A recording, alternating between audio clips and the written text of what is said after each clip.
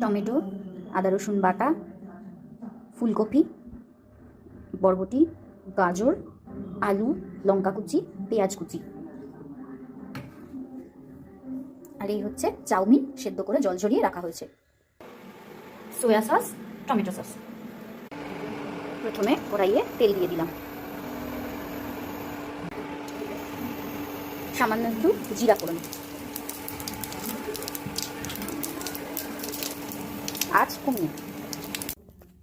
এরপর প্রথমেই দিয়ে দেবো আদা রসুনের পেস্ট।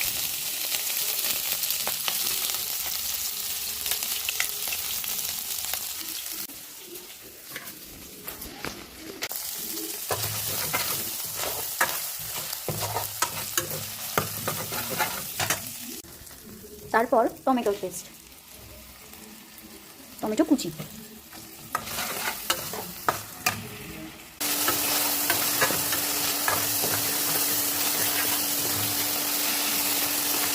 টমেটোগুলোকে একটু হাতা দিয়ে প্রেস করে নেব যাতে নরম হয়।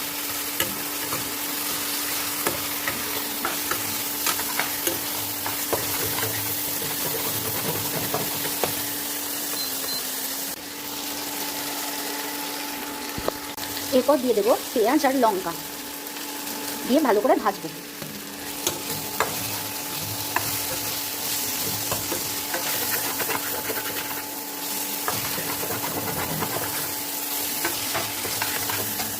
পেঁয়াজটা অনেকটা ভাজা হয়ে গেছে, এবার সমস্ত সবজি দিয়ে দেবো একে একে।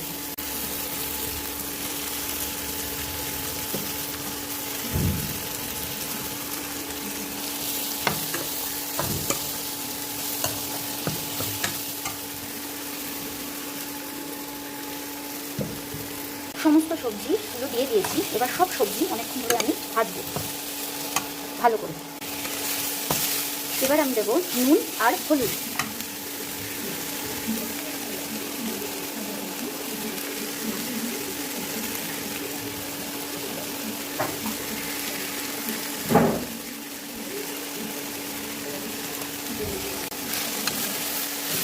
নুনটা কিন্তু এখন অল্প দিয়েছি, এরপর বেশি করে দেবো।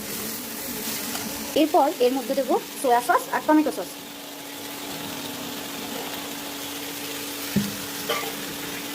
সোয়া সস কিন্তু খুব অল্প দিতে হয়, আপনারা স্বাদ বুঝে দেবেন।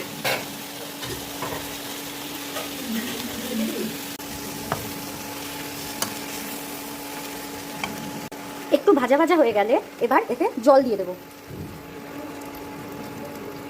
মনে রাখবেন, এটা যেহেতু থুপকা, জলটা একটু বেশি দেবেন, স্যুপটাই খেতে ভালো লাগে। আর স্বাদের জন্য একটু গোলমরিচ দেবো, এটা চাইলে স্কিপ করতে পারেন, এটা আমি দিই। এবার একে ঢাকনা দিয়ে ঢেকে দেবো, সেদ্ধ হতে দেবো। এটা যতক্ষণ না সেদ্ধ হবে ততক্ষণ ওয়েট করতে হবে। জন্য একটু বিট নুন দিতে পারেন, বিট নুনের টেস্টটা ভালো আসে। আমাদের থুপকা সেদ্ধ হয়ে গেছে সবজিগুলো, এবার আমরা সার্ভ করব। চাউগুলো আগেই সেদ্ধ করা ছিল, এর ওপর আমরা নতুন যে সবজি সেদ্ধটা করেছি সেটা দিয়ে দিতে হবে। এই আমাদের থুপকা রেডি হয়ে গেছে। আপনারা এটা গরম গরম সার্ভ করবেন। আমি এখান থেকে বোঝাতে পারছি না, কিন্তু ভীষণ সুন্দর স্মেল আসছে। প্লিজ আমি রিকোয়েস্ট করবো এটা ট্রাই করবেন এবং জানাবেন আপনাদের কেমন লাগলো।